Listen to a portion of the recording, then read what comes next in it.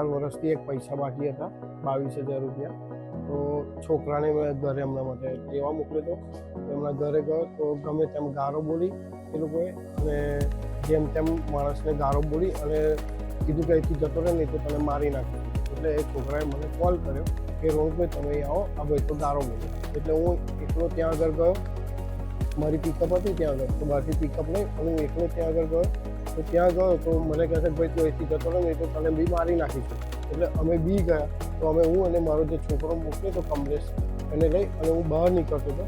તો સોસાયટીની બહાર જેવો નીકળ્યો ને એવા પાછળથી એ લોકો લોખંડની પાઇપો, લાકડાના ડંડા લઈ અને એક જ સાથે બધા જ તૂટી પડ્યા. મારા માથામાં લોખંડની પાઇપો, પગે લોખંડની પાઇપો, હાથે લોખંડની પાઇપો, બધે જ માર જ કરતા હતા. અને જો ઇનકેસ પબ્લિક છોડાવવા ના પડી તો એ લોકો મને મારી જ નાખતા. અને પોલીસને એટલી જ વિનંતી છે કે અમને ન્યાય અપાવો. આવી રીતે હાવ લુખ્ખા આવારા તત્વો આવું કરે કેટલા અંશે વ્યાજબી છે. આવું તો ના ચાલે. અમારા લોકોને 5-7 લોકોને વાગ્યું છે અને એ છતાં બી આટલું થયા પછી બી અમારા ગોડાઉન પર ગયા અને ગોડાઉન પર જઈને બી અમારા માણસોને માર્યા.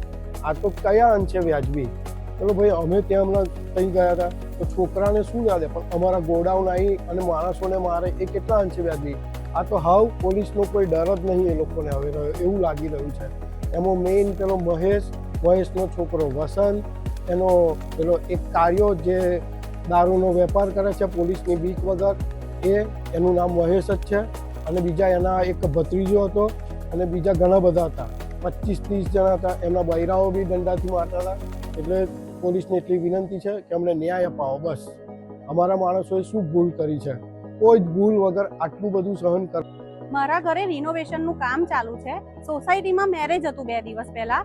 તો અમને એમ થયું કે અમે થોડો રોડ સાફ સફાઈ કરાવી દઈએ તો પેલા મેરેજ વાળાને થોડીક અગવડ ના પડે અને સાફ સફાઈ સુધરો રોડ રહે.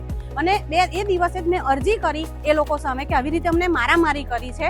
અને આજે 4 વર્ષ પહેલાના જે પૈસા બાકી હતા અમે એમની જોડે ઉઘરાણી માટે ગયા તો એ સીધા 40 થી 50 નું ટોરું અમારા સ્ટાફ પર, મારા હસબન્ડ પર, મારા ભાઈ પર, મારા નાના છોકરા બધા ઉપર એ લોકોએ તીક્ષ્ણ હથિયારથી હુમલો કર્યો છે જે સીસીટીવી કેમેરામાં કેદ છે.